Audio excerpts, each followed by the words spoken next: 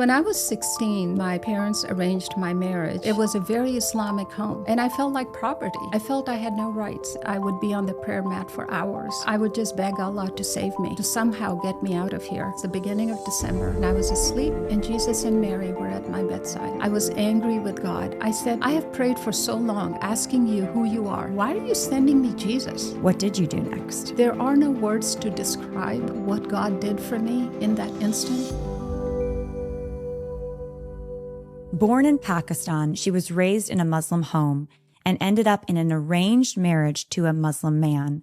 Nikki Kingsley, who goes by a pen name, would have supernatural experiences that ultimately led her to the cross and to Jesus Christ. Welcome back to the Lila Rose Show. In today's episode, I sit down with Nikki Kingsley, the author of Thirst for Truth, From Muhammad to Jesus, and her story is absolutely awe-inspiring. She discusses the supernatural healing that she experiences, the impact of her conversion on her family, and the special graces that she received, and so much more. Also, a huge thank you to everybody who's subscribing to the show. I love, love, love creating this podcast. And friends, if you enjoy this show, you enjoy this content, thank you. The best way you can support us is by clicking that subscribe button, ringing the notification bell. And if you're on podcast app, listen and subscribe there, leave us 5 stars and leave us a review. It helps the show grow. Also, you can help us actually fund the podcast by going over to rosereport.supercast.com. We have behind the scenes content there. We just did a fun behind the scenes video there with Chrissy Horton, who we had on. She is hilarious. We had a blast. We have other content for you over at rosereport.supercast.com. Nikki Kingsley, welcome to the podcast. It's great to be here, Lila. Can't believe I'm sitting here with you. I'd have never thought this could ever happen with me from where I came from, that I'd be doing a podcast or talking about Jesus. So thank you for having me. I'm so happy. Thank you for all you do. Thank you. Well, I'm honored you came here because your story it moved me. And I was talking with our producer. I was like, we have to talk to her. I'm going to start crying, actually. So our audience is in for a treat. There's so much to talk about with your story. Let's just start from the beginning. Tell me about your background. So I come from a Muslim background. And in Islam, as you know, there are 2 main sects. There's the Shia and then there's the Sunni. And I come from one of the most liberal sects within Shia Islam. And when I say liberal, we didn't pray 5 times a day. We are required to pray 3 times a day. I didn't grow up reading the Quran. There is a leader in our sect who is like the Pope for Catholics. And so we follow him, and he discerns the Quran, tells us. So it wasn't required to read the Quran or pray 5 times a day. So it was more liberal, dressed in Western clothes, didn't have to wear the hijab. And so that's the background I come from. I was born in Pakistan and grew up in Africa. So I was born in Karachi. We moved to Africa when I was 4 years old. My dad took a job in Africa. And I have 2 younger sisters, and my mom, my dad, my sisters, my grandmother who lived with us, we moved to Africa. And that's where I grew up. I grew up living in Tanzania, then Somalia, then the Congo, and went to the American school there. So life was very simple in Africa. This is in 70s, 80s, and going to the American school there was a very small school. Met people from all over the world who were, diplomats or expatriate community. And my family life was great. My parents had a beautiful marriage. My dad adored my mom.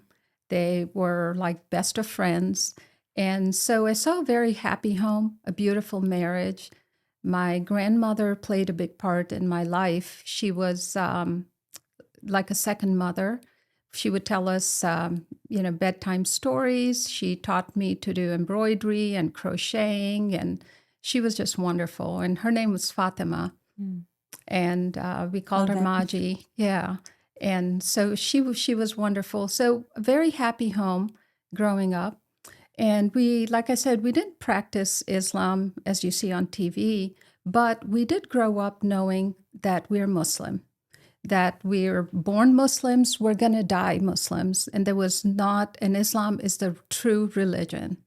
So knowing that we're Muslim, but not really following it, as you would say, to the T in that way. But my parents did teach us to love God, to love Allah, to serve Him, to be kind, to love our neighbors and do good deeds. So the true introduction to God really came from my parents. And it wasn't the God of Islam really that I was introduced to, but it was the God of love. And that was what the seed was in my heart about God. As being daughters, we were taught to be obedient to parents. That's very much the Eastern culture and the Islamic culture. So my sisters and I never questioned our parents. We knew we do what our parents tell us. And being girls, we were raised to be good mothers and good wives. Nobody really asked, parents didn't really ask, like, who do you want to be when you grow up? Or what are your dreams? Or that was never the point. It was about getting married, having children. And marriage was the goal. So when I was 16, my parents arranged my marriage to a son of their friend who was 10 years older than me. And they thought it was a good match because he also grew up in Africa, and they thought we would have a lot in common. And so I didn't really argue with it because I was raised to be obedient, and I accepted it. And at this time, I've been reading a lot of books. So I was reading a lot of romance novels. And when my parents, picked him, and I had seen him, it's not like I'd never met him, I didn't really argue with it because the romance novels were such a big part. I thought I was going to marry my knight in shining armor, and I accepted it. Well, when I became a junior in high school, and all my friends were talking about going to college, and somebody's going to Australia, and somebody's going to England, someone's going to America, and they're going to study. That was the first time that I really thought about what could I be or what could I do. And I told my parents I wanted to go to college. I didn't want to get married. And my dad said I had to get permission from my fiance because he, now I belong to him. And he, of course, said he didn't give me permission. So I was not allowed to go to college. And that was a very hard moment for me because I remember feeling like this window to the world had opened up. And all of a sudden, everything shut down, the door slammed shut. And now I have to get married. I had no rights. And you were 16 at And this I time. was 16. And when you asked your fiance for permission, so your parents arranged this marriage, was he in Africa at that point with you, or was he back in Pakistan at that point? He was actually in America studying. So he was at college. He was at college. He was 10 years older than me. He was getting his master's. But he said, I had no need to go to college. What's that for? And so he said no. And once he said no, that was it. So my mom just consoled me and told me, you need to get married. And just, kind of tried to comfort me. But I had to do what he said. And I felt like property. I felt I had no rights. It didn't matter what I wanted. And I don't think that girls in America even understand remotely what that feels like. We talk so much about freedom here, but I don't think they understand how, when they complain about not having enough freedom, I don't think they understand what not having freedom looks like. That when you're 16 and you're just starting to blossom or explore the possibilities of what life could be, and somebody just takes that away from you, and you're herded like cattle to this place. And so, but I do want to say, I'm not upset with my parents at all. And I know whatever they did, they didn't do it to control me. They did it because they thought that was the best thing for me, because they were very loving people. It was never to hurt me, but they thought what they were doing was the best thing for me. And girls are considered burden in the culture. So we The were Muslim three in the culture. Muslim culture. They rejoice when a son is born, but when a daughter is born, you accept it. Some don't even, the girls are not treated as well. In general, I'm just saying in the Muslim culture. So as daughters, my father felt a burden. He wanted to make sure we were married and settled. And and so I know they were doing what they thought was best. But for me, from my perspective, the doors shut for my life. And I was at a fork where my life could have gone in one direction if I got opportunity to go to college, and instead I was given in marriage. So when I graduated high school, we went to Pakistan, and I was married. I was 18, and after graduating high school, I was married in Pakistan. What did it feel like in the months and weeks leading up to your marriage? You are just left your friends, everything that you knew. You're back in the country you were born in, but you hadn't grown up in. And there's a man that you've met how many times at this point? Now, I had met him once in the summer in between. So I had gotten to know him a little, but it was still very unknown. You think about when you're 17 is when I saw him again. I was so young. I was a kid, and he was at that time, I think 26, 27. So there's a huge age gap too. There have been so many times when I've been looking for an OBGYN or a pediatrician or a family doctor when I wonder, is this doctor pro-life? So how do we find pro-life doctors? I am so thankful to my friends over at Presidio. They have launched prolifeproviders.com. Prolifeproviders.com is a values-based platform where you can find doctors that share your values, from everything from infertility to vaccine schedules to abortion. Don't settle when it comes to your family's health. Find the best doctors. That's prolifeproviders.com. But in my mind, I think I tried to, because you have to deal with what's given to you. So once I had no opportunity to go anywhere, I just had to accept it. And so I convinced myself that this was actually a romantic, great thing. So when we moved to Pakistan, when we went there for the wedding, there was, Muslim weddings are a big affair. So there's the henna ceremony, there's days leading up to it, and there's all this celebration. But I'd like to tell all the brides here, the girls who are getting ready to get married, you get to pick where your wedding's going to be. You get to pick what you're going to wear. You get to pick the makeup person. You get to pick everything. And you pick the groom. Most importantly. Right. You pick the guy. Well, for me, I didn't get to pick what I'm going to wear. I mean, this place I was sent to get ready for the wedding, the clothes were picked for me, the venue was picked for me, the parents all made the decisions, and I just felt like cattle, just being led. Nobody asked me, what do you want? Or how do you feel? So there's this whole huge celebration that went on for a week, and I had no part in it. And so the wedding happened, and I was still, starry-eyed thinking I'm going to be marrying this man who's going to love me. I wanted the marriage that my parents had. That's what I had seen. And unfortunately, that dream was crushed the day after I got married. And my husband was nothing like the knight in shining armor. And he was, now I'm in the Muslim culture, you live with your in-laws. So I got married and I moved into my parents-in-law's home. That's where we lived. So now I have a mother-in-law, a father-in-law who I need permission for everything from them. I couldn't drive, couldn't go anywhere. And my parents left to go back to Africa. So now I am in this country where I don't know really a lot of people. My family from my mother's side lived in Karachi, but they lived on the other end of the town. So I was kind of isolated with this family, and they were Sunni and I was Shia. So there was a huge difference with that. And I didn't realize what Islam really was. My first introduction was after I got married, what Islam truly is in practice. Because my mother-in-law prayed 5 times a day.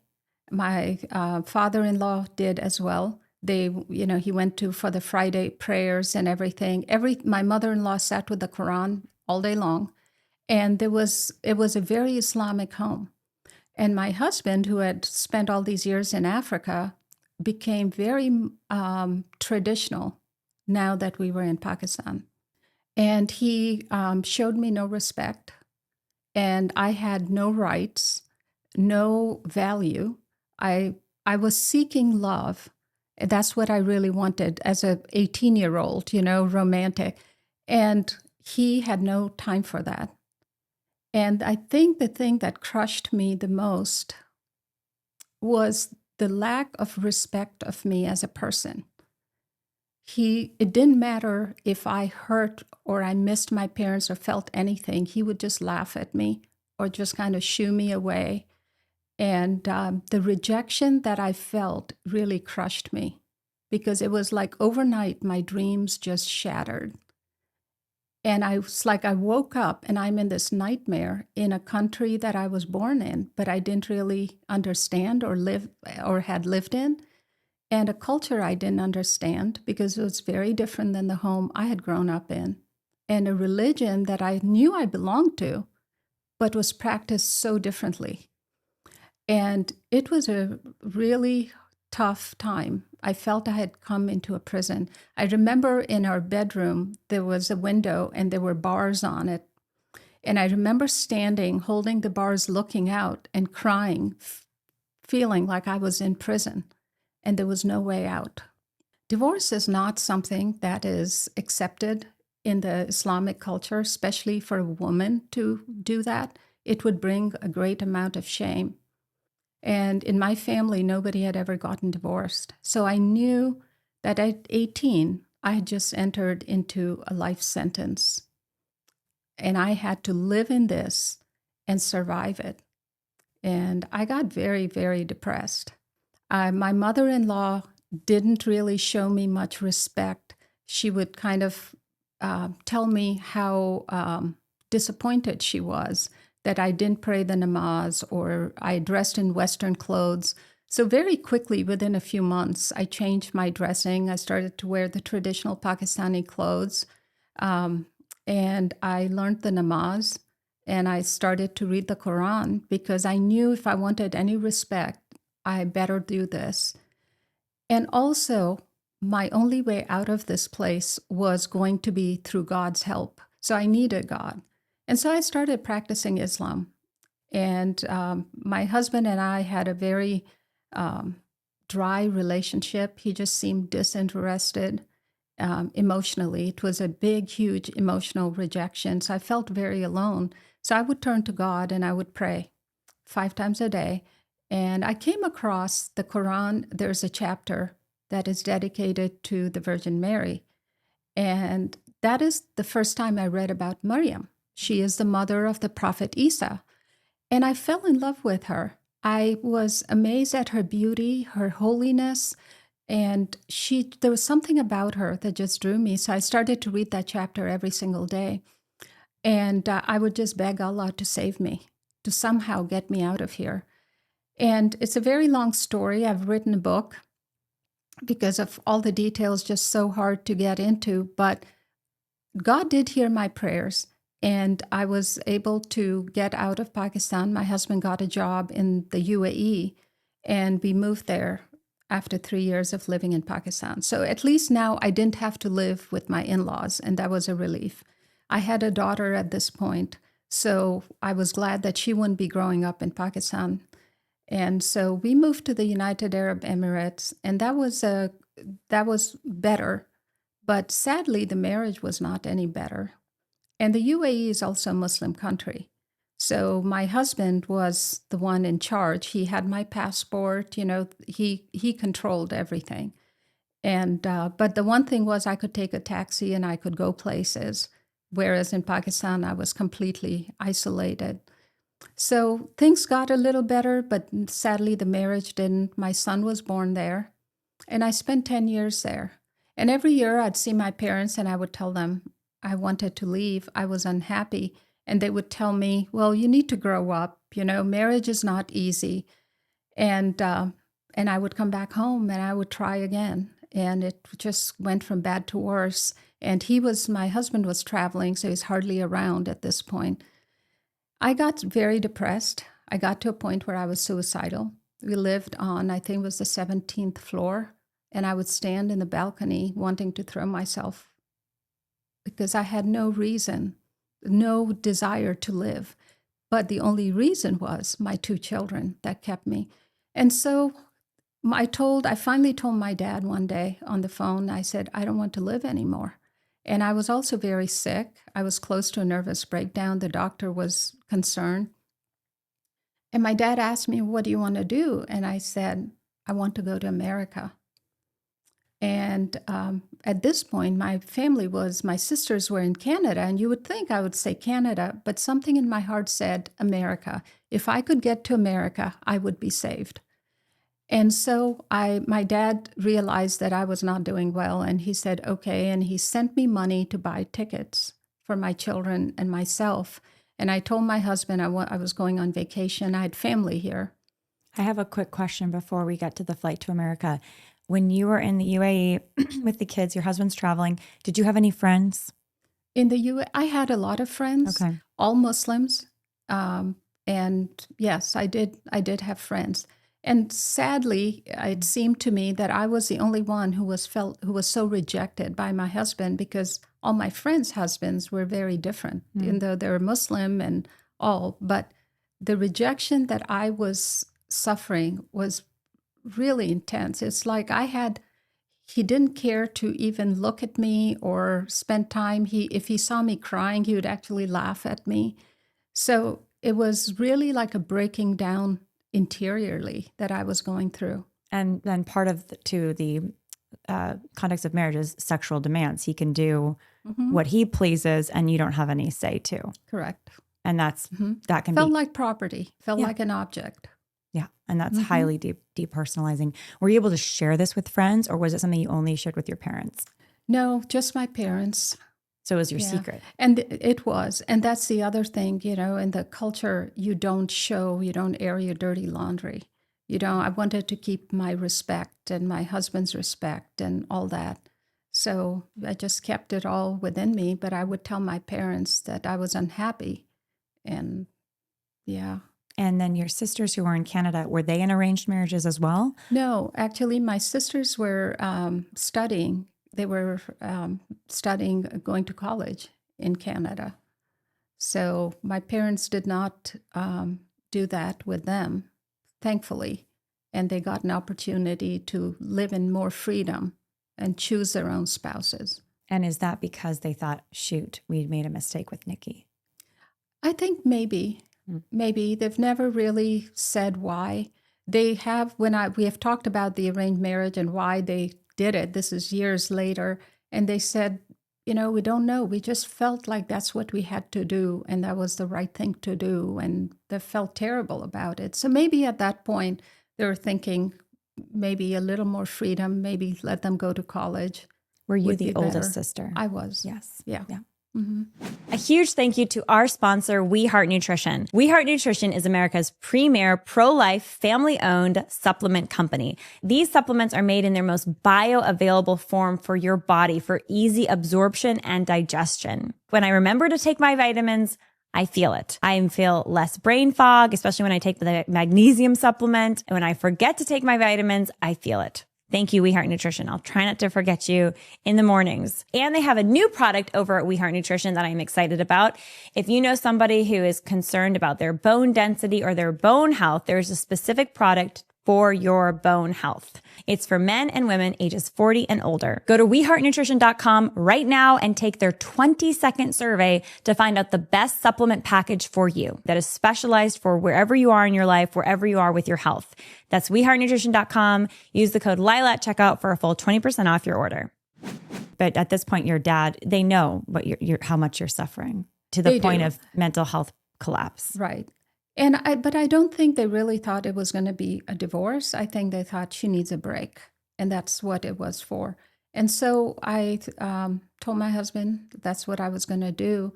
And he was traveling a lot, but he hid my passport.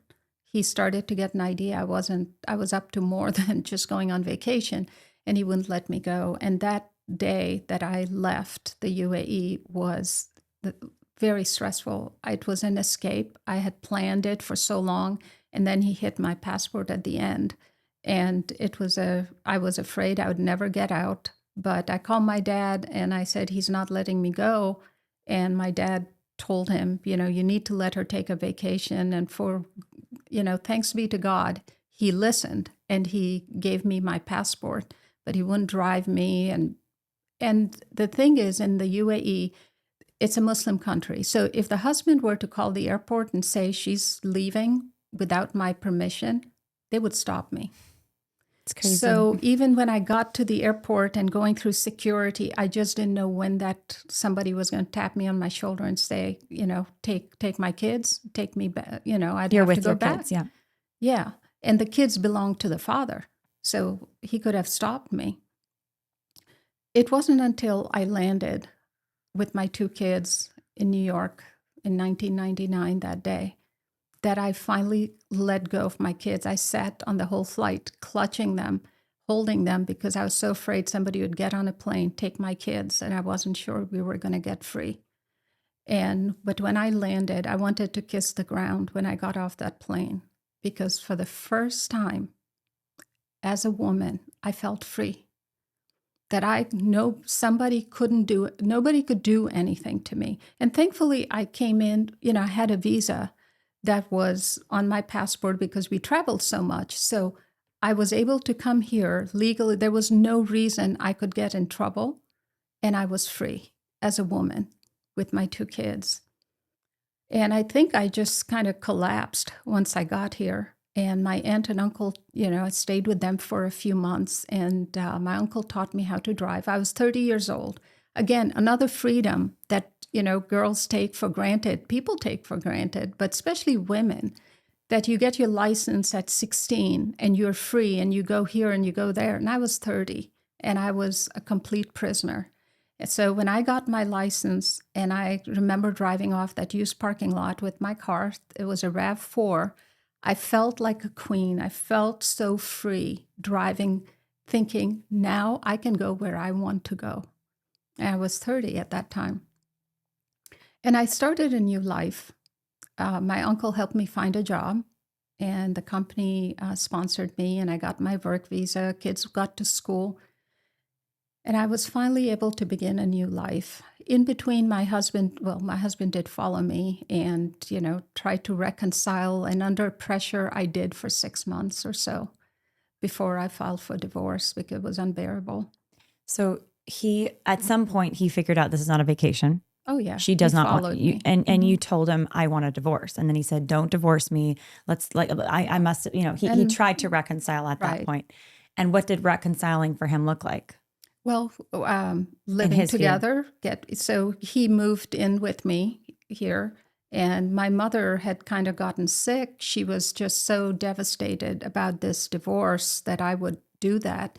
So there was a lot of pressure I was under, and I finally crumbled, and I said, okay, I'll give it a try.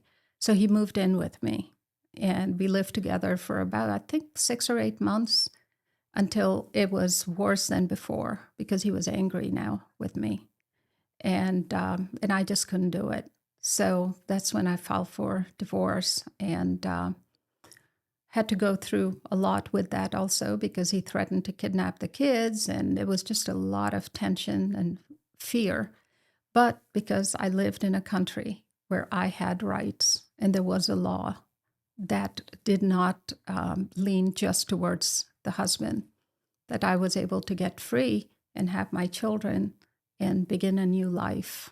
America gave me a new life, but in so many more ways than I even knew at that time what I was going to get.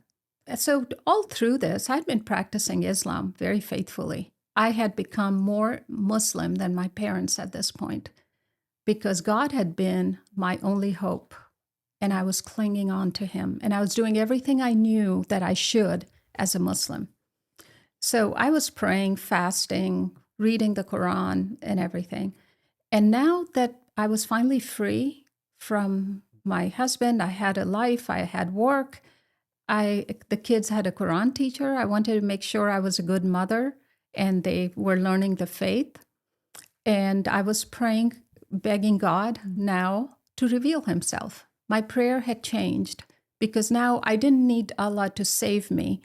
I wanted to know who he was.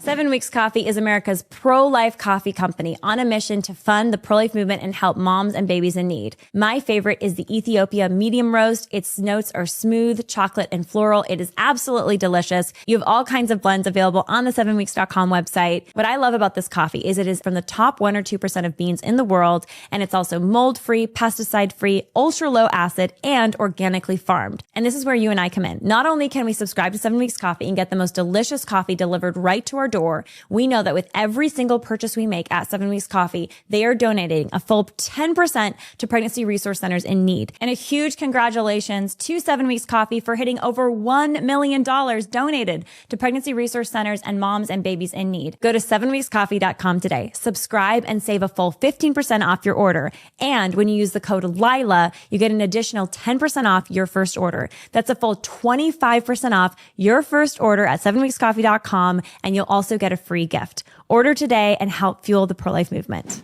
I have a question about your view of your value, because I think this is such a key to even the courage that you had to try to find freedom as you're sharing.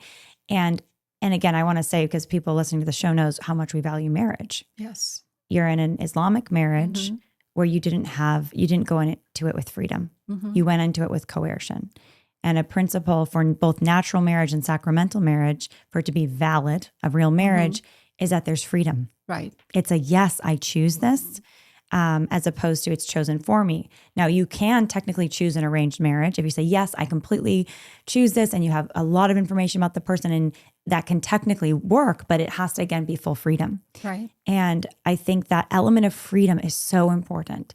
But people do not really understand, some may not understand freedom if they don't know their value. And you were blessed, like you were saying, with parents that it sounds like really valued you. Yeah. They loved you and they valued each did. other. Right. And they didn't realize what they were putting you into. It sounds like they regretted it. I'm curious, I know we're going to get to your, these incredible experiences you would have next, which are absolutely mind-blowing. But I'm curious if you had conversations with your parents about your decision to leave your husband. You said your mother was crying, she was sick. It's like a big shameful thing in Muslim culture. Right. Did they come around at some point? And then also, how did you reconcile your Muslim faith, because you were practicing Muslim at this point, with your decision to leave your husband? Well, the decision to leave my husband was really survival, because I was going to end up dead if I didn't leave him. And I had 2 children. So I never believed that God, who my parents had taught me about the kind of God he is, my parents taught me about love. So that's my first school where I learned about God, and I associated God with love, even though in Islam, it's not really something you hear about, God and love, Allah and love. It's more about obedience. So I didn't think that God that I knew would want me to just die and suffer like this. I believed in my heart that God did love me. And so I had to get free and, for the sake of my children, survive. But I was trying to be obedient through it all and love God and do everything I could to serve him the best that I knew that I could. And I believed that my best submission to God was worshiping him. So I spent hours on the prayer mat every day. Like at the end of the day at night, I would be on the prayer mat for hours, worshiping him, praying the namaz, reading the Quran, and then I would just pray and beg and say, Allah, who are you? This was this burning cry in my heart to know who God was. And that's not something very common in Islam, because when I would tell my friends, all my friends were Muslim in America also, by the way, because I believed every non-Muslim was going to go to hell. Now, I didn't believe about killing them, but I did believe that they were not going to go to heaven. They were going to hell because they didn't believe in Allah. They didn't believe in Muhammad. So all my friends were Muslim. And I would, when we would talk, I would tell my friends, yeah, I really want to know who Allah is. I'm just not satisfied. And they would look at me and say, well, you're reading the Quran, you're praying the namaz, you're fasting, you're doing all these things. What more do you want? But I knew there was more, and I wanted it.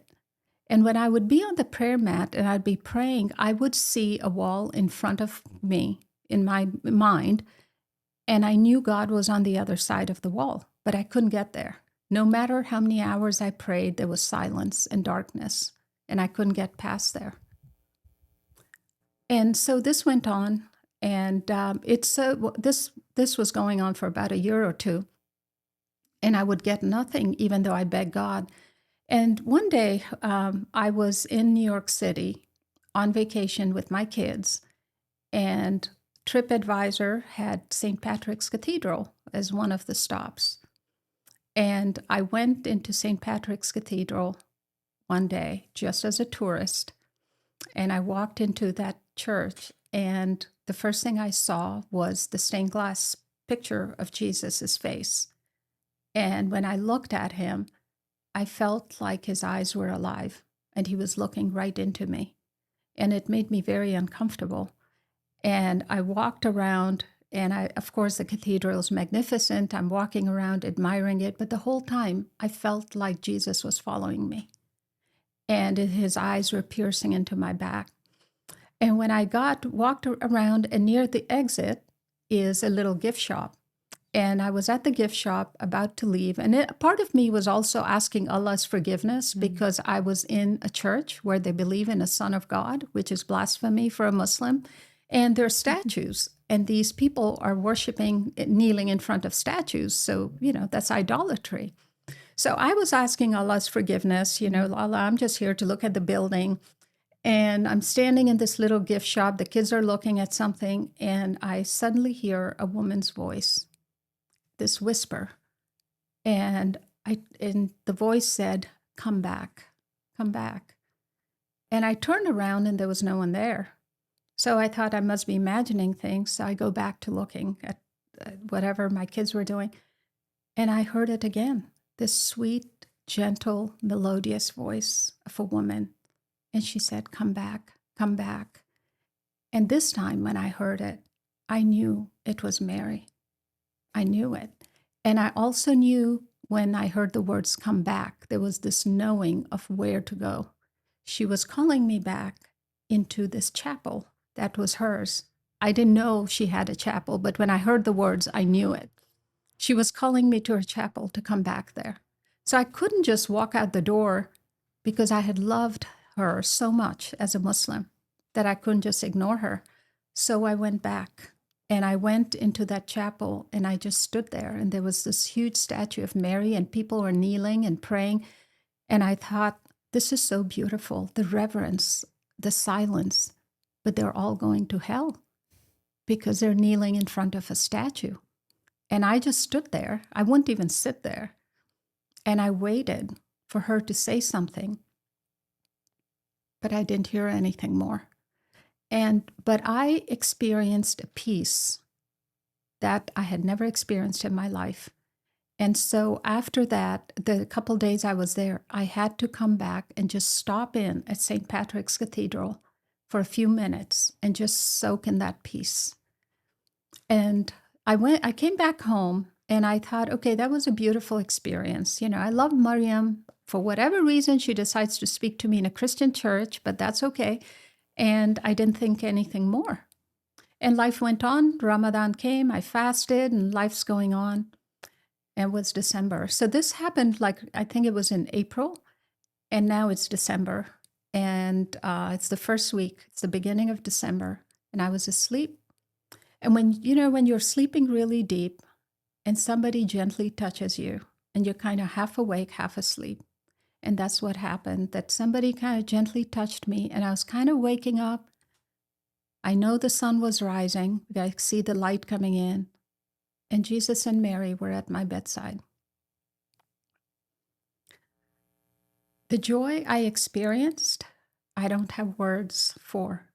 But it's like I met my long lost friends that we had been separated my whole life. I was 40 years old at this point, we had been separated, and now we're together. And my body was on the bed, but my spirit got up and we embraced. I embraced Mary, embraced Jesus, and we just rejoiced. It's like my spirit was dancing with joy. And we prayed together. And they talked to me about my whole life. We went through my whole life. And I just remember saying yes as they were showing me, saying yes to everything that was to come. And they prayed with me. And there was such a joy. And as my body was on the bed, there was a light that was being infused into the body. And when I woke up the next morning, I physically was not the same person.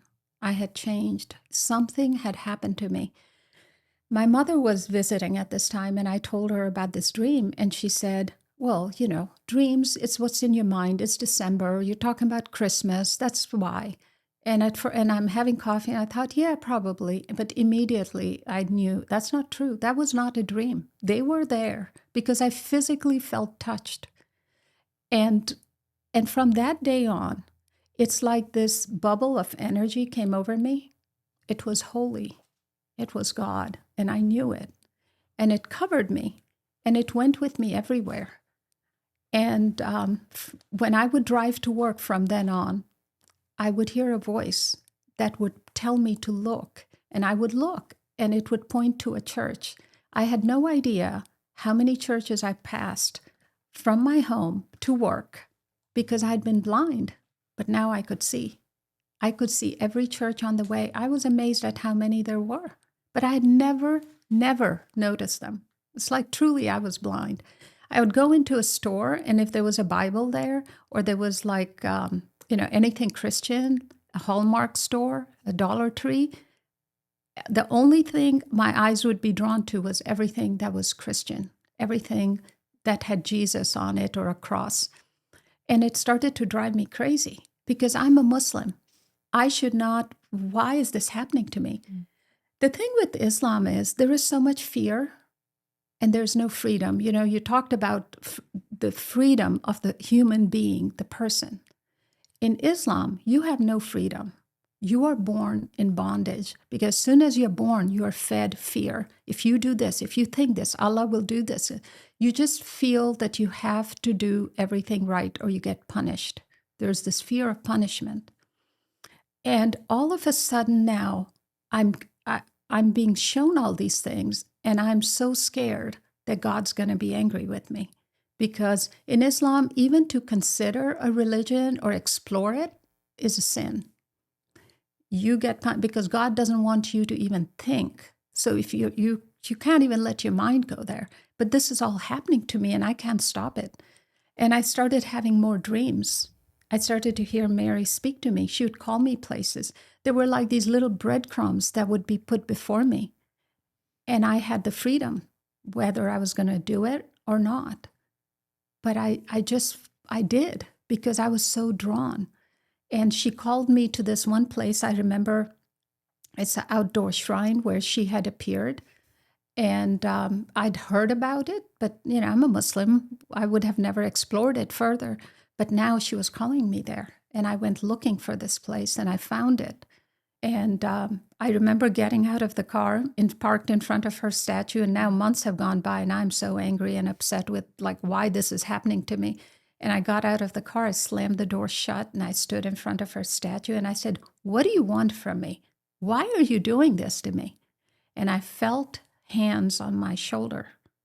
And I was turned when I asked that question. And I was turned, and there was a Sacred Heart of Jesus statue there. And I was turned to look at him. And when I looked at him, I couldn't stop looking at him. I was mesmerized by him. And I started going to that place every single day. I wouldn't go to Mary, but I would go stand in front of that Sacred Heart, and all I felt were these rays of love coming out of him. And it was the love that kept bringing me back, but I couldn't in my head reconcile this. See, in Islam, Jesus is a prophet. He was born of the Virgin Maryam, they believe in a miraculous birth, and he had a gift of healing as a prophet, but he was fully human, and he lived and he died. The Jesus that I was experiencing, whether it was in dreams or in these encounters, this Jesus was not a prophet who had died and it was like a ghost or his memory or anything. He was alive, and he came with power, and there was an authority, and I couldn't deny it. I couldn't reconcile the Muslim Jesus with the Jesus I was meeting. It was very different, and I didn't want it. I wanted it to stop. I was angry with God. I said to God, I have prayed for so long, asking you who you are. Why are you sending me Jesus? If you sent me Muhammad, I would understand. Why this Jesus? This is so difficult. Like, I'm scared now. And I didn't go on the computer to research Christianity because I didn't want anything to do with it. I'm like, I don't even want to look into it because it's wrong. I don't want it. So everything I went through was me and God. There was no internet. There was no people. There was nothing. It was just my struggle with God. And I would show up to this now outdoor place and sit there. And there was a group of ladies. They were not nuns, but they had a table that they had set up there because people would come there. And they would play the rosary on a CD there. And one day, and they saw me coming every day. So one day they handed me a rosary and said, you can pray this. So I remember sitting outside with these beads, not knowing what to do with them. And I'm listening to the rosary. Hail Mary, full of grace, the Lord is with thee. Blessed art thou among women, and blessed is the fruit of thy womb, Jesus. I was okay with that. Holy Mary, Mother of God. I couldn't say that. So I prayed half Hail Marys on those beads because I refused to say the part 2 because that's blasphemy. Mother of God. How could that be? Jesus cannot be the Son of God because there is no Son of God. And so I'm going through this and continuously dreams and these callings are coming to me and I'm angry with God. And finally, I made a deal with Jesus. I said, I'm so done with this. You won't leave me alone. So I'll make a deal with you. I will come to your church and go through a service. I'll do it all. You will tell me what you want and leave me alone. And so I picked a church. Now, I didn't know denominations. I don't know what Catholic is. I didn't care. It didn't matter to me. A church was a church because all Christians are going to hell, according to me. So I went to the closest church by my house, and they had a sign, midnight service. And I went. The kids went with me. And the kids at this point were very happy that this mom was kind of looking at these, talking about Jesus and looking at, going to a church because they weren't happy with the Islamic teacher and all that. So, and they're both teenagers at this point. So we go to this church for a midnight service, and it was beautiful. Was this during Christmas? Yes. Oh, so is this the midnight mass, or is this a Catholic or a Protestant church? It was a Protestant church. Wow. Now, I didn't know. To me, it was a church, And so they had a service. Like a Christmas Eve service. Yes. Okay. Midnight. Big one, yeah. Yeah. And they had like candles and everything. I've been to those. Yeah. Growing up as a Protestant, we would have that. Yeah, it's beautiful. The pastor did a reading, beautiful message. Everybody was welcoming. They passed a tray around with little cups of grape juice. And I took part in everything because that's my deal with Jesus. I'm going to do it all, and he's going to tell me what he wants from me. I did all that. At the end, everybody's singing, and we have candles, and we process out. And I got to my car. I'm so disappointed because he wasn't there. There is this presence of Jesus that I knew what it was because I'd experienced it in my dreams. But he wasn't there. Even though on the surface it was beautiful. Everything was very nice, holy, beautiful, but he wasn't there, is what my heart said to me. He wasn't there. My heart was empty. I have chills, Nikki. It's amazing when I think back because I didn't know a thing. I'm a Muslim and I'm saying this, right? So I decide to tell a friend. I've been telling a friend at work that, this is happening to me and all. And she would say to me, and I don't know why I picked to tell her, but there's only this one person who I was telling. And she said to me, you have to come to my church. And I said, no, thanks. I have no interest in going to a church.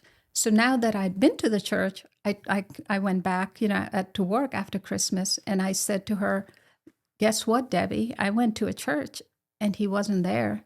And she's like, what do you mean? Where did you go? And I told her. And she said, you just come to my church. And I said, well, why is your church any different?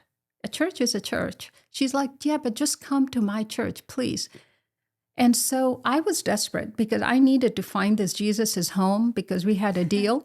So I said, okay, but now I'm not doing a whole service. I'm just going to just take me when no one's there. I'll know if he's there.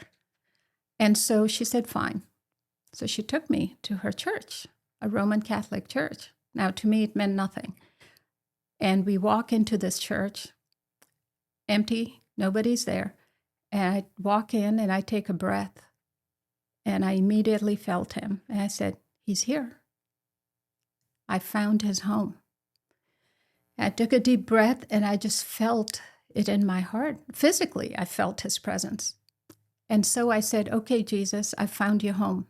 Now you're going to tell me what you want from me because we can't do this anymore. From that day on, I started going to that Catholic church when no one was there in the mornings, and I would sit there in the back pew and I would argue with the crucifix. And I would tell him, you're not the Son of God. There's no Son of God. And why are you doing this to me? Leave me alone. This went on for months. Every single day I was there. I was in marketing, so I had the flexibility to do my schedule. And he was on my schedule every day, and I would make time.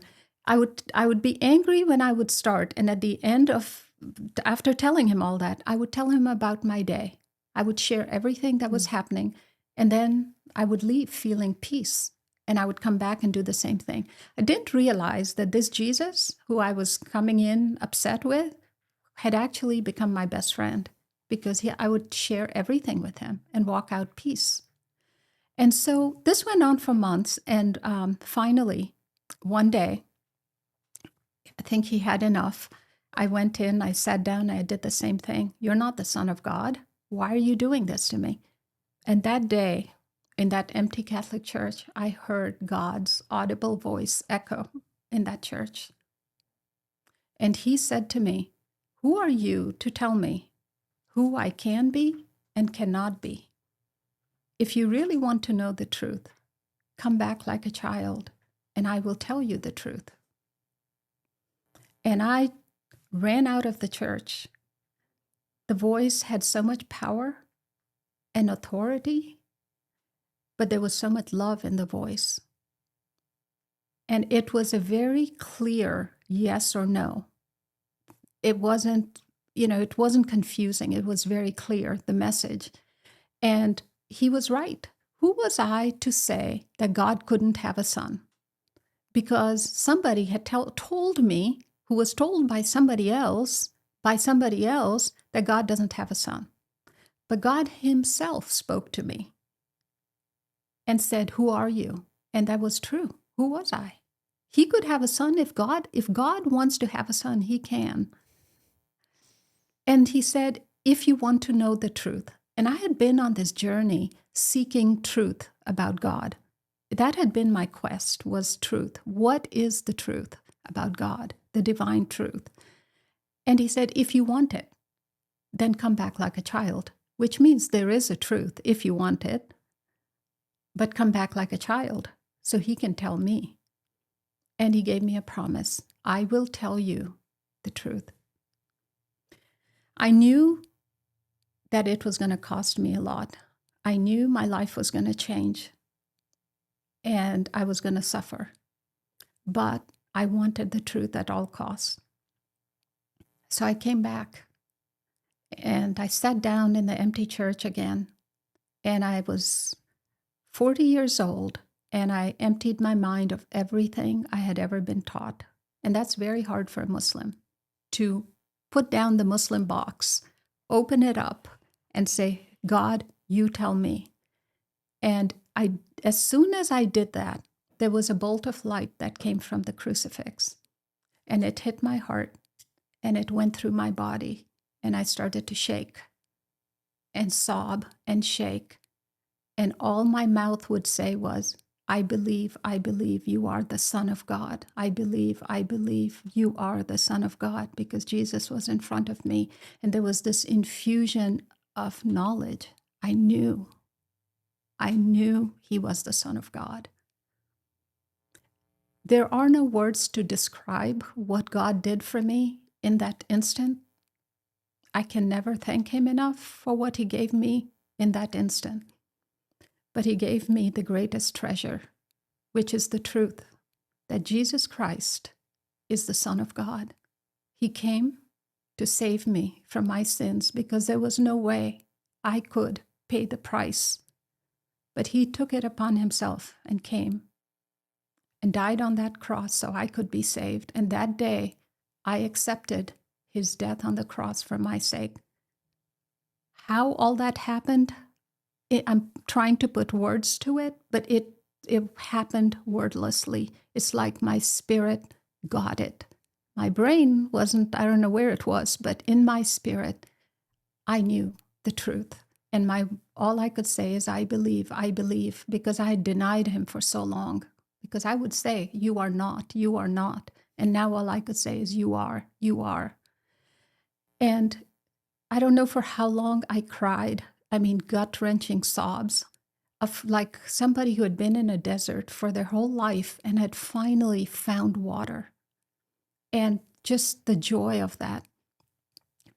And as I was going through that, the wall that I would always see before me when I would pray as a Muslim, I saw the wall crumbling in front of my eyes.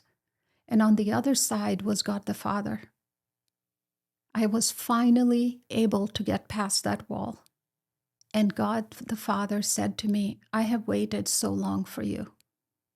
And there were waves of love that came from the Father that I don't know how I didn't just fall over. There were physical waves of love coming at me. You know, Jesus, I was seeking truth. And I thought it was something in the head, like a philosophy, like an idea that I was going to find this truth about God. But that day, I realized that God, the truth about God, it's a person. Truth is not an idea or a philosophy or someone's opinion. Truth is a person, and he has a name, and his name is Jesus Christ. He said, I am the way, the truth, and the life, and no one comes to the Father except through me. I was trying to get to God the Father without the Son. I was begging him, worshiping him, doing everything I could, but I couldn't get there because I kept denying the Son. But Jesus is the door to the Father's heart. When you accept the Son, you meet the Father. You can love God. There are Muslims that love God. There are Jewish people that love God. There are people that just love God, who practice no religion, but, believe in God. I was one of them. But it's like you live outside the house. God's in the house, you're on the outside, and you're just loving him through outside. When you accept Jesus, the door opens, and you get to go in, and you get to sit on the lap of the Father, and he tells you, you are my daughter, and I love you, and you are my son, and I love you. You become a son, you become a daughter, you come into relationship. Before Jesus, I had no relationship. I loved God, but I had no relationship with him. But that day, he came to dwell in me, and I got to dwell in him, and I became his daughter. I went from being an orphan to a daughter, and my life was completely transformed.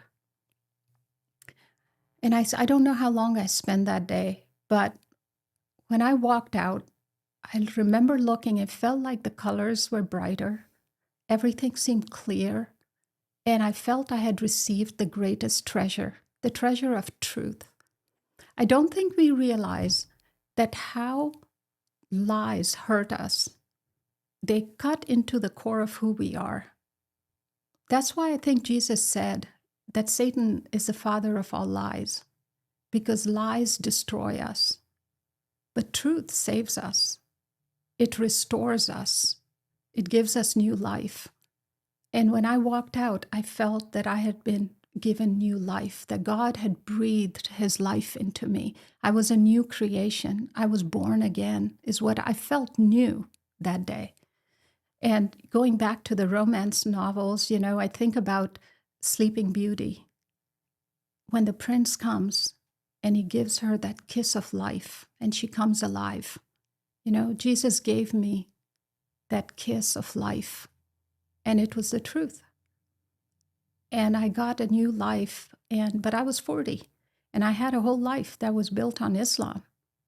And my friends were Muslim, my family's Muslim. Everything I had built was on Islam. And now to leave the religion would completely shatter everything. And my parents, especially, the pain I would cause them. But I had found truth, and I couldn't live a lie. Once you know the truth, you cannot live a lie.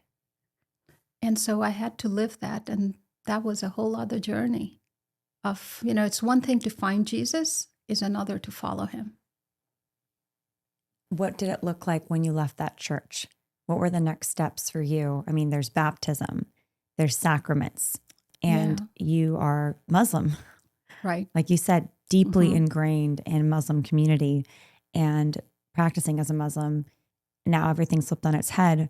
What did you do next? And how did you begin to did you start becoming Catholic next? Did you talk to some other Muslims, your maybe parents next?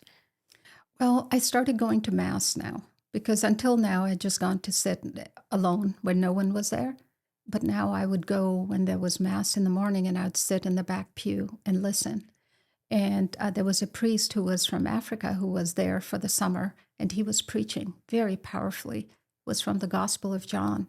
If you are my disciples, you will know the truth, and the truth will set you free. And when Father said those words and he was preaching, I felt this fire go over me, just through me, and I started to shake and cry. And I knew I could not be a spectator anymore. I had to do something. And so I ran after the priest and I told him, I was a Muslim. I didn't know what to do. And he talked to me and kind of walked me through it all. And I finally had to tell my parents. I knew I had to become Catholic. I mean, that's one thing. When Jesus called me, he didn't take me church to church to church to look. He took me straight to the Catholic Church, told me he was there, felt it as a Muslim, his presence. I didn't know what the Eucharist was. I didn't know what Catholics believe. But he showed me this is where I need to be. So I didn't, thankfully, have to go searching once I found Christ. So I knew I had to become Catholic, and there was a process to it to go through RCIA. But I had to tell my parents, and that was very difficult conversation. And my mother just broke down, and she ended up getting sick. And I felt very guilty, just the sadness and all that. And they begged me not to do it. They said, that's okay if you want to go to church, that's fine. Just don't change your religion. Because my mother said, you'll go to hell for that. And they talked to me, and finally they said to me, does not the Christian faith say honor your mother and father? And I said, yeah, it does. But the first commandment is to love the Lord your God with all your heart and all your mind. So I do honor you, but I first have to honor God, and I have to do this. And it was very hard. And but again, like I said, my parents are loving people. It's not like they would kill me or reject me, but I could tell everything got strained. I lost all my friends that were Muslim. They thought I was demon possessed. They all abandoned me, one by one, slowly. I mean, there's just no way the relationships could continue. And I ended up being very alone. When you would pray during this time, would you ask the Lord, like Jesus, like, can you please help my parents see you too? Like, what was your prayer life like during this very intense now time of struggle where you're losing your family, your community. It's scary because these are the people that love you and they're saying now you're going to hell. I think because his love was so intense at this, like I was so filled with love. I was receiving his love and feeling that I was on a high with that. And even though it hurt with when they did it, but on the other side was Jesus, and he was enough. So I don't know that I really prayed like that. I think I was just in love. I was just in love. Beautiful. How beautiful. What a consolation. I was talking with Jonna Schuster about consolation, feeling God's love, and how as Christians, Catholics, we're called to, he wants us to feel it often. Right. I think we're so used to in the modern world being in a feeling of desolation, but that's not the state we're supposed to live in as Christians. So it's just like this breath of fresh air to hear you talk about it and your experience with it. I'm not saying you've always, like, I know there's times for different reasons the Lord may have us in a different season where we don't feel it as much. Right. That, at there's a dryness, but he was with you in that way where it wasn't even the prayer of like, God, what do I do? You were full just of love. his just grace. This overflow of just love. His love was enough. So what was it like to be baptized and to receive First Communion? I think I was floating. Like I just remember feeling this joy. I don't think I could stop smiling that whole day.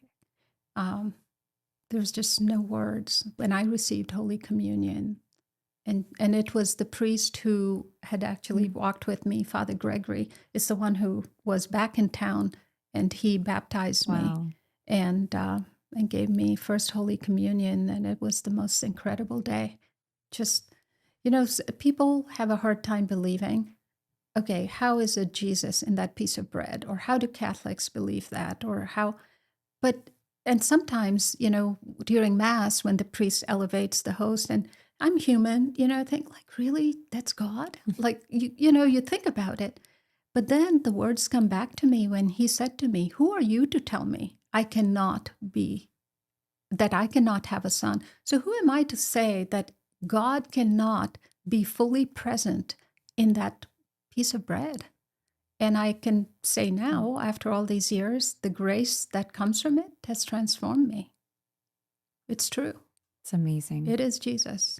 Well, it's just so beautiful how you describe it. It's the truth of our faith that the only way to the Father is through the Son. And in his radical humanity, I mean, he is a human, he has human nature and he is God, right? This is the great mystery that defies, the natural order as we can understand it, right? And similarly, and that's why it's divine revelation. He is divine revelation. And similarly, Jesus in the bread, it defies our understanding of the natural order because it's a supernatural, right? And it's divine revelation again. And this is where we're given the grace to see in the supernatural realm that this is Jesus in the bread and that this is God in the man of Jesus. Right. Yeah. And it really is about love because he loves us so much that he wants to commune with us every single day, that he comes to us in that form. Yes. And one day I was just talking to God and I said to him just recently, like, Lord, if you would just give us like whatever we need for like 10 years, like, okay, and here's the plan and here's what you need. And, it's like this everyday struggle. And I clearly heard him say to me, but I want to be with you every day. I want to walk with you in everything, every single day. Wow. And it just, his love. Yeah. Wow. I want to give you just enough for the day because then you and I can do this together. Let's do it together. That's the God. That is God. That is Jesus. That is our God. It's so beautiful. It's such a, and I was also thinking as you were speaking about going to the Protestant church first and, there was some beauty there. They were talking about God, But Jesus, you had this grace to be able to sense Jesus. He wasn't there. So you went, to the Catholic church and, oh, he's here. I remember going to a Catholic church to pray. This was, I think, right after I became Catholic. And I was going to in front of the Blessed Sacrament because I wanted to be with him in the Eucharist to just say hello and to pray. And I went there and I sensed he's not here. And he wasn't there. The tabernacle was empty. I don't always have the grace of that sense, but in this time I did. And I was like, oh, Lord, I wish you were here. I was disappointed. And there were these workmen going in and out because I noticed actually there's a little bit of construction. So they had removed the Blessed Sacrament I think they were actually adjusting behind the altar or something. And I felt like the Lord said, I actually am here. And I remember thinking, how are you here, Lord? And then I realized I'm hearing the workmen. Because Jesus is obviously in the Eucharist. Of course. But the image of God is in us. In us. And Jesus, he says, like, whatever you do to the least of these. And he says that how we love other people is how we love him. Right. And I realized that he's telling me, love me in the Eucharist, of course. Yes. Receive me in the Eucharist as your food. But when you see another person, Lila, remember, that's me too. Yes. I was humbled because I thought, how often every day do I go about my day and I don't see our Lord? Right. I don't ask for the eyes to see him. I think the greatest attack that Satan has done on us is the distraction. And we are so distracted with all these things that we have to get done that we miss the moment, that eye-to-eye contact with a stranger. It doesn't have to be that you say anything, but you see them. Most people walk around feeling unseen. Nobody sees me. But if you can just look at somebody, you can transmit the love of the Lord right there. But Satan has us so distracted because we have all these important things we have to get done that we miss the simplicity of bringing God to somebody, but by just a look of love, that I see you. So true. When you were now becoming Catholic, practicing your Catholic faith, were there ripple effects on family or friends? Did anyone else become Catholic? What happened with your children? Yeah. Well, it's amazing. So when I had my conversion, I thought I had arrived. Okay, this is all about me. God saved me, and that's all I thought about. Well, my kids came into the Catholic Church, and I was like, okay, that's good. They chose it. They chose it. Wow. So that's great. Were they excited? Yeah. My son actually was just on fire. He was a teenager. He actually went through RCIA with me. He was 16, and I said, I had a talk with the kids. I said, this is happening to me. I'm not saying you have to do this. It's up to you.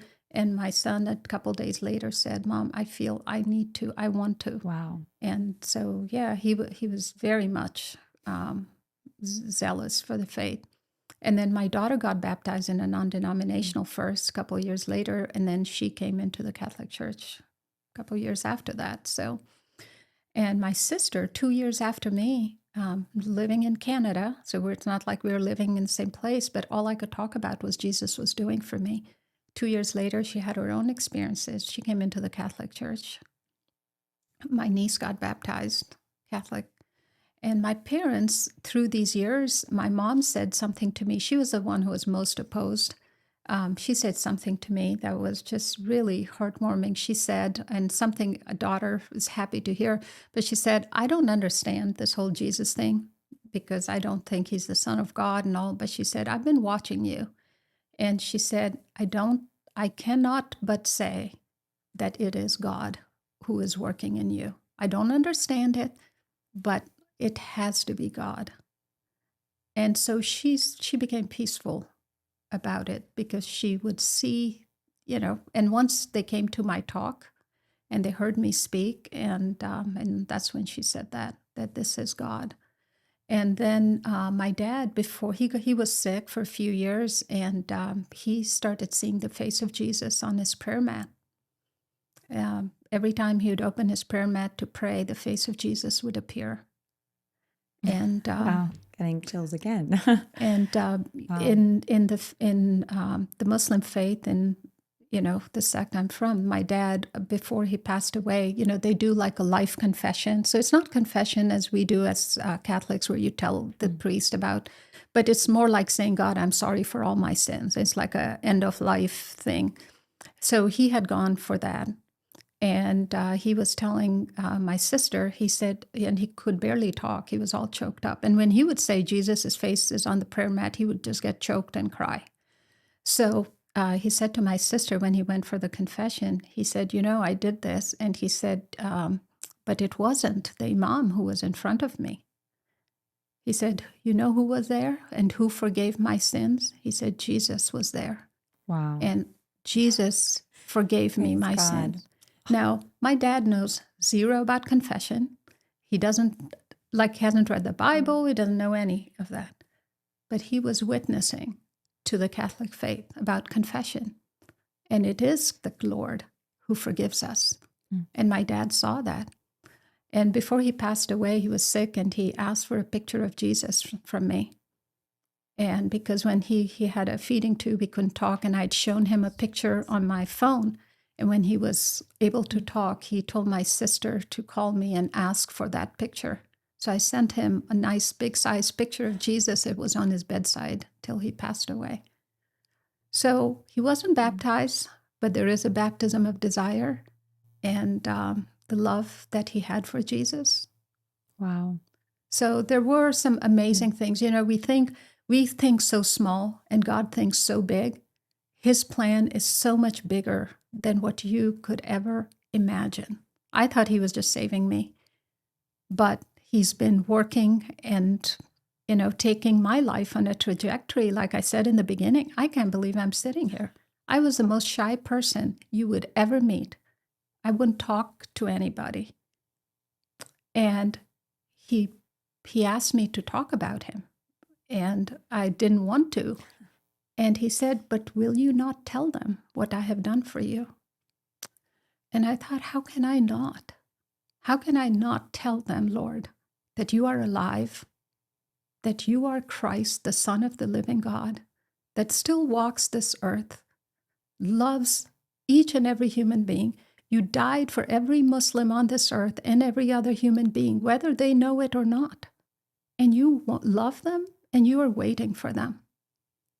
And there's no one who is so past God's grace. Like, you interview so many people, ex-Satanist, Zachary King, his story is amazing. There's an African witch doctor. I heard about his story.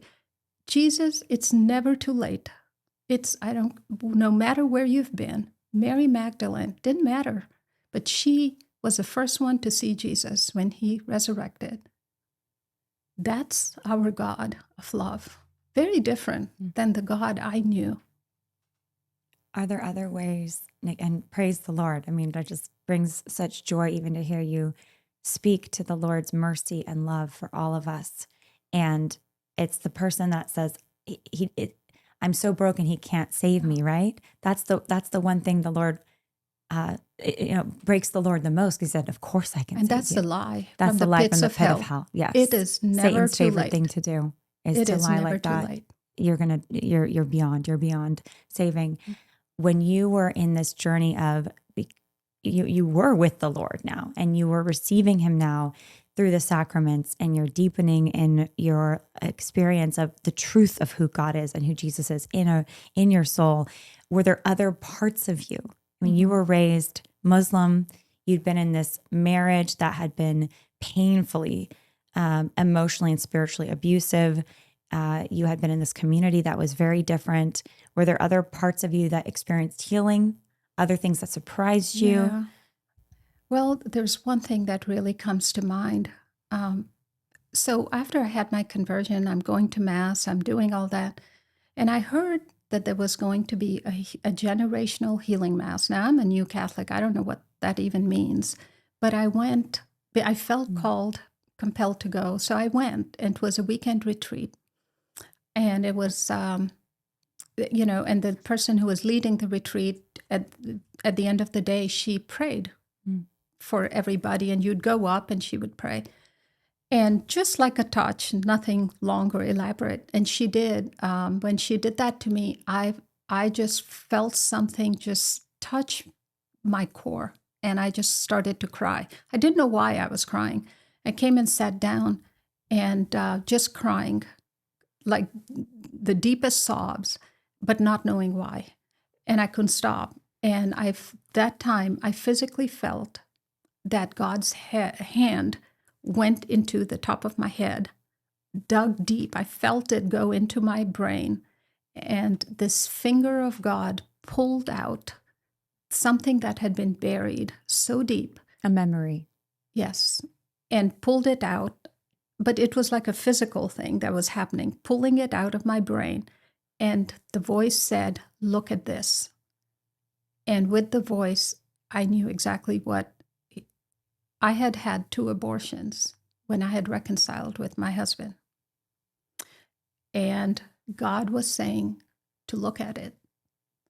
I had buried it so deep because when I had the abortions, I felt like I had no choice but to have the abortions. I had left my husband, come to America, and I had reconciled with him, but now I was pregnant, which meant I would have to stay with him, which meant, and I get sick when I'm pregnant, and I knew I couldn't work, which means I would become a prisoner all over again of his.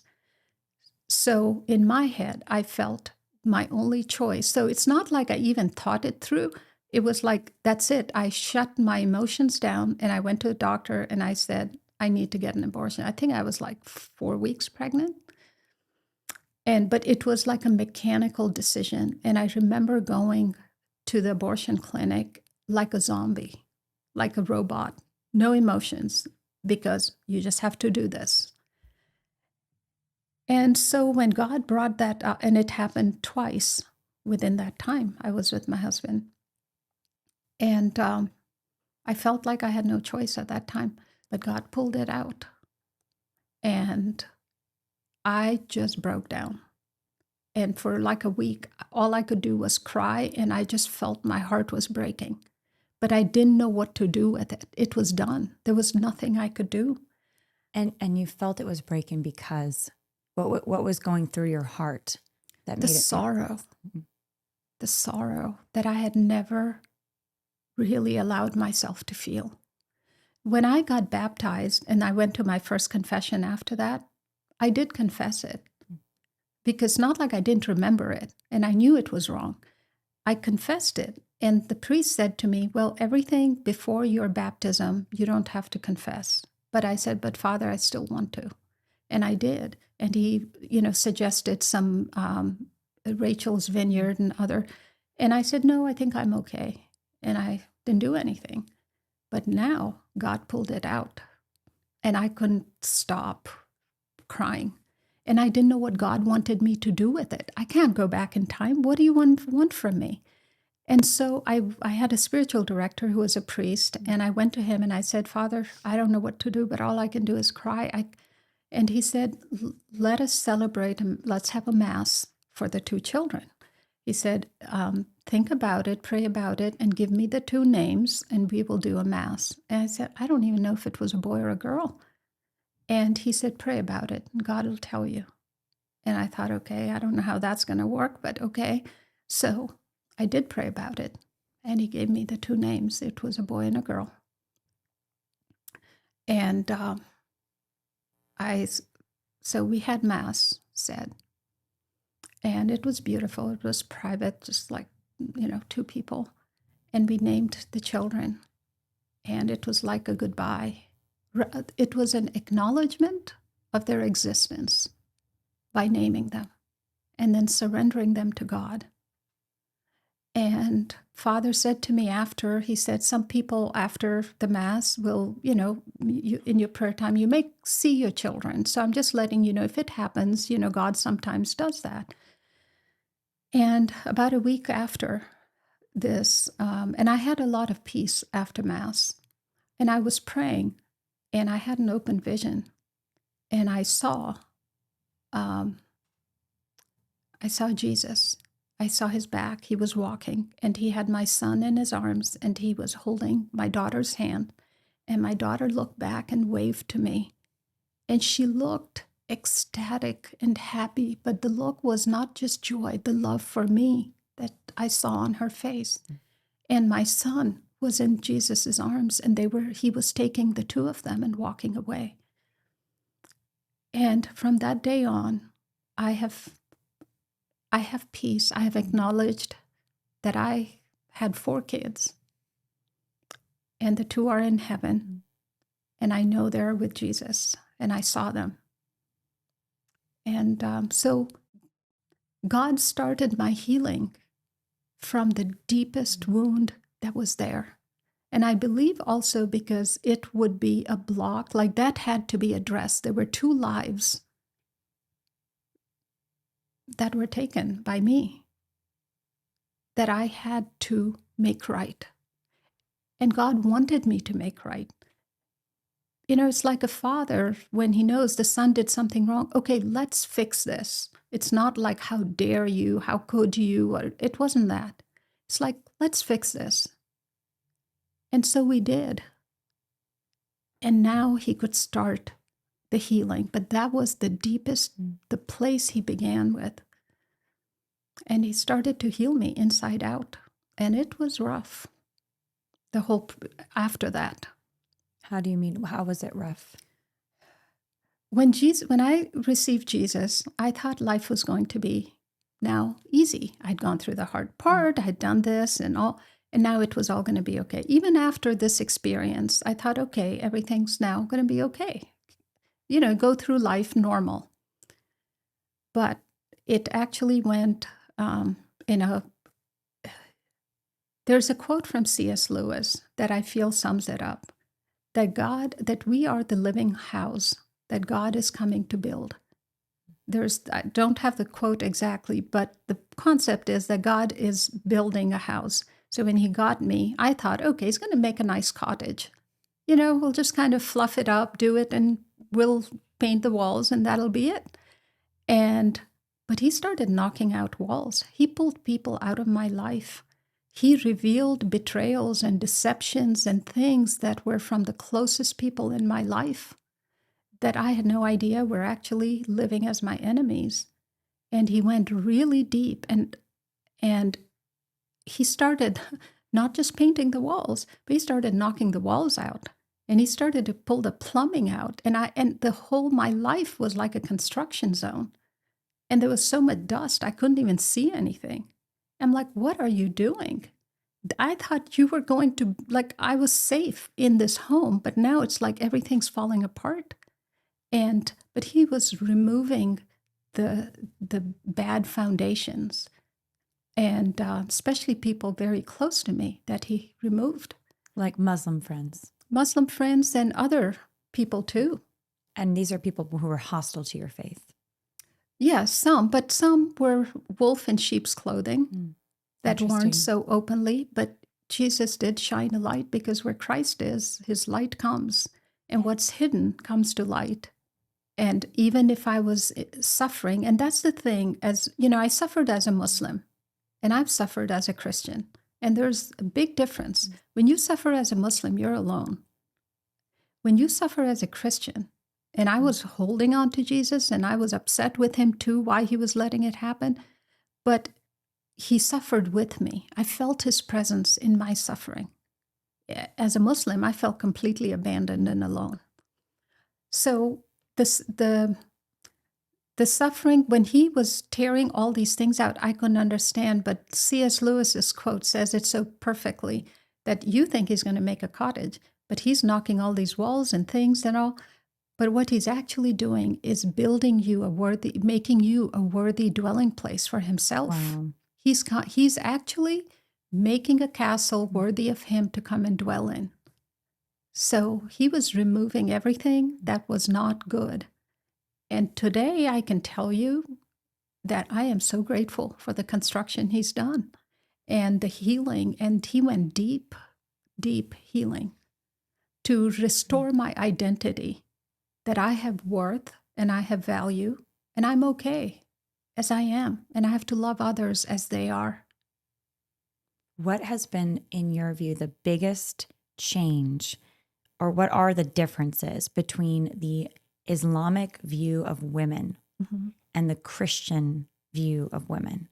Because St. Paul says that in Christ there is no man or woman, slave or free. We are all children of God. And there is this radical teaching that elevates not just women, but children all of us, and men too. It elevates men to be God's children, Right. and to be made in his image. Mm-hmm. Very different than any other world religion, major world religion today. This radical identification of God as children and brothers and sisters of Christ too. I mean, it's the Right. other element. We are friends of Jesus. Right. Right. Yeah, in Islam, women, there is such a distinction between men and women.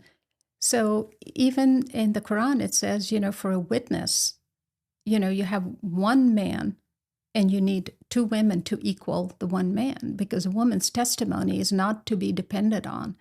Men are allowed to beat women if they are not obedient. So That's in the Quran. yes, You can beat women yes, if they're not obedient. It specifically says that in the Quran. it does. And it says, and gently beat them. But the fact is, you can beat them. So the respect for women is just not there. And they are more, women are more objectified. And so.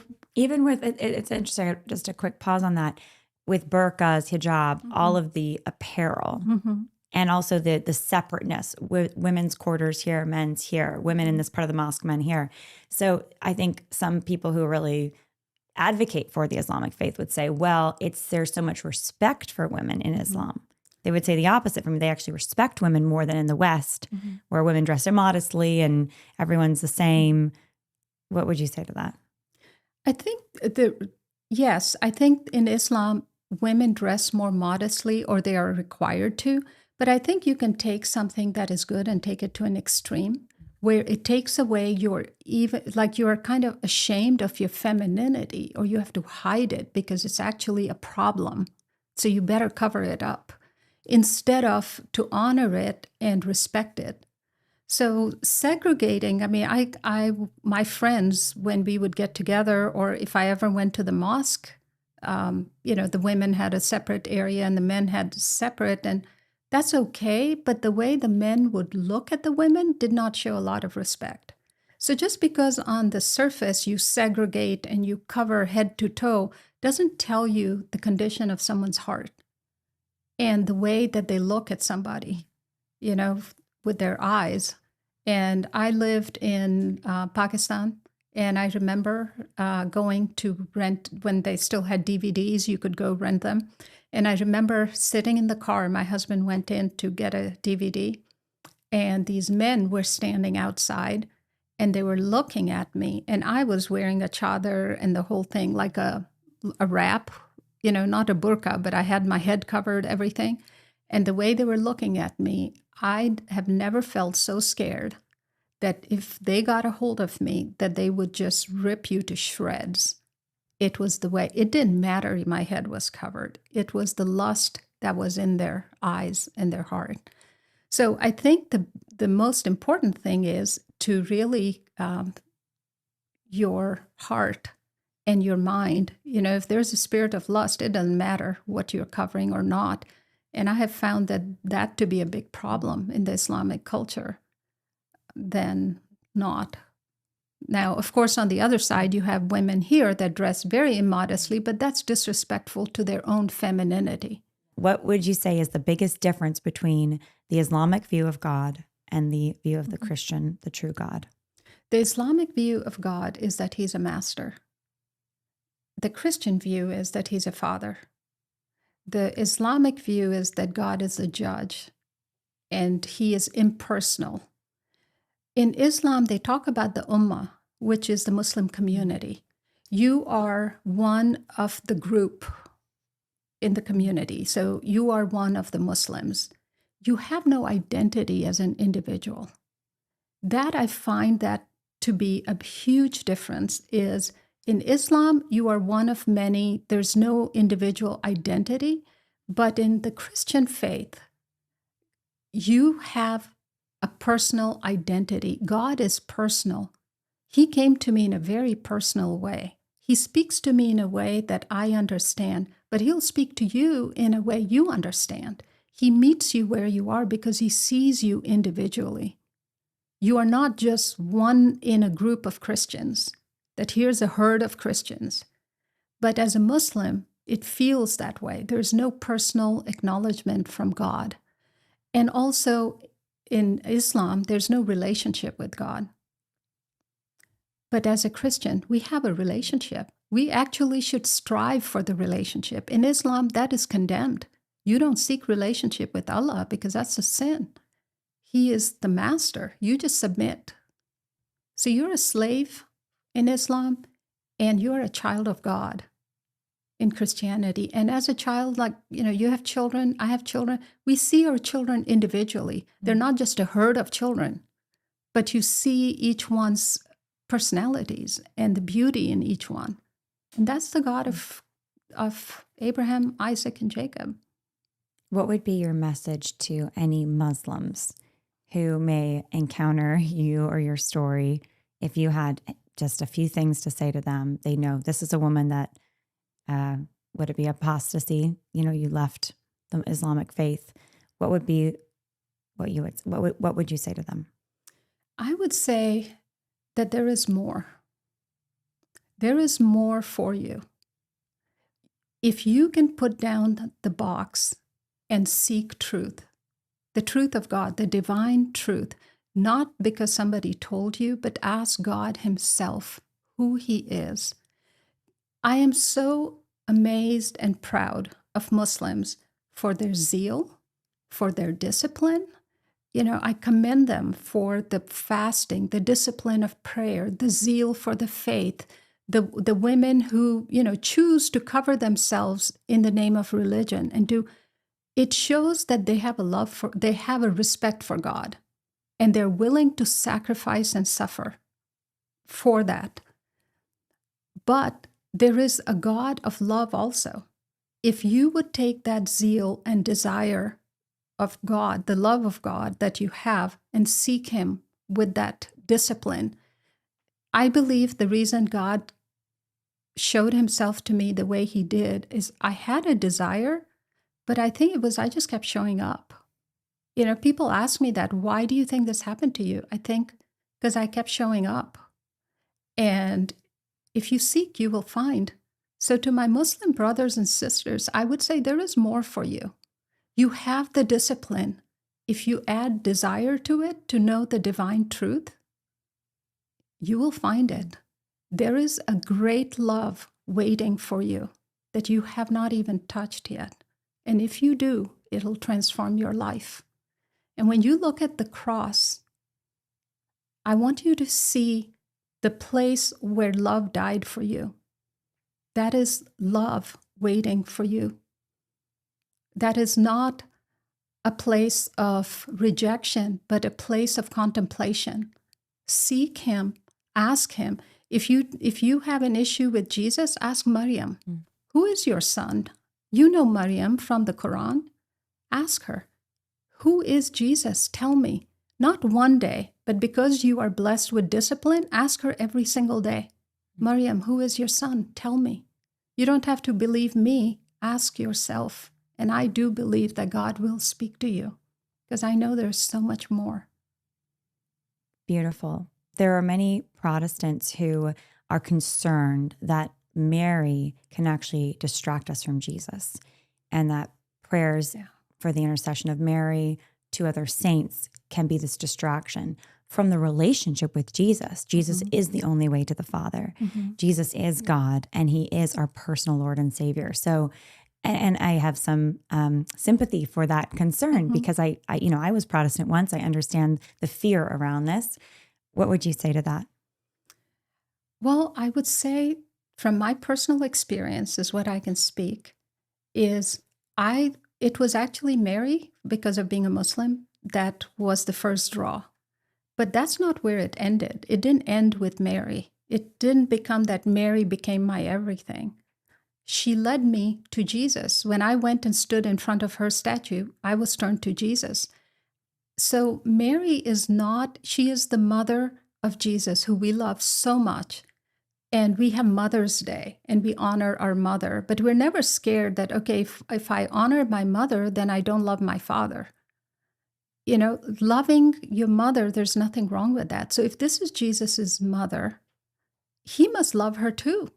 So if we honor her as his mother and ask for her to talk to her son, we're not worshiping her, we're asking for her help. And I don't know if, if there is somebody you need something from and their mother, if you go talk to the mom, well, the mom will have the son's ear and she will, put in a word. That's really what this is we're just loving his mother because we know he loves her. And we're just saying, can you please whisper to your son? Can you put in a word for me? But at the end, Christ is Lord. And there's no two ways about it. I have two more questions to ask. You've expressed to me before this interview about security concerns. Mm-hmm. I've had my own version of this for pro-life activism and other work that I do with live action, but you're a former Muslim. Mm-hmm. Do you have security concerns? And how has that impacted your ministry? And why do you have those concerns? Well, I think we talk about Islam with the radical part of it. So when they're following the Quran to the T, then there's the radicalism, which is, kill the unbelievers, the infidels, the apostates who leave the faith, which would technically be me too, because I left the faith. And but I came into a faith that is radically, if I follow Christianity radically, I become more and more love. So what has come, the security fear, I have not had death threats, but of course there is a possibility because there is the radical element of Islam. But the love in my heart is so much because of being a radical Christian that I think that love has the power to transform hate. So I'm choosing to love, and I know God loves Muslims. And like I said, they have, if Muslims come to embrace Christ, I think the world will be transformed because they're already so disciplined, they could put us to shame with their discipline in following Christ. I love that. Their zeal. Yeah, Yes. their zeal is incredible. So of course I'm prudent about it, but my ministry really has been to talk about what is right with Christ and his message and not really focus on what's wrong with Islam. Beautiful. I'm called to talk about what's right with Christ and invite Muslims to consider and ask the question. Beautiful. Such an incredible testimony, Nikki. What is next for you? Well, continuing to spread the message, continuing to tell people that Jesus is alive, and who knows what he has planned, because I just take it a step at a time. I never thought I would be out speaking about him, but his love just burns in my heart. So I don't know where he'll take me, but wherever he calls, I will go. I love that, Nikki. Where can people find your book and your work? So my website is nikkikingsley.com, NIKKIKINGSLEY, nikkikingsley.com. And I did write a book about my conversion testimony, some prayers I've written, so that is there. And other than that, I like to share on whether it's a podcast or conferences or speaking engagements, and that's what I do. Amazing. What's the title of your book? Thirst for Truth, From Muhammad to Jesus. Amazing. Nikki, thank you. This has been such a joy and so encouraging for my faith too, and I'm sure for the people listening. Thank you so much. Thank you for having me. It's been a pleasure. Thanks so much for listening to this episode of The Lila Rose Show. Hit the subscribe button to make sure that you're subscribed and don't miss future episodes, and give us a like for this video. That also helps the show grow. Also, if you're listening on podcast episode, make sure you're subscribed there. Leave us 5 stars in a review. Also, it helps the show reach more people. Thanks so much. We'll see you all next time. A huge thank you to our partner, EWTN, the largest religious broadcaster in the entire world. EWTN is reaching millions of people every single day with the beautiful truth of the gospel. You can watch new episodes of The Lila Rose Show 24 hours before they hit podcast app over at EWTN.com/on-demand.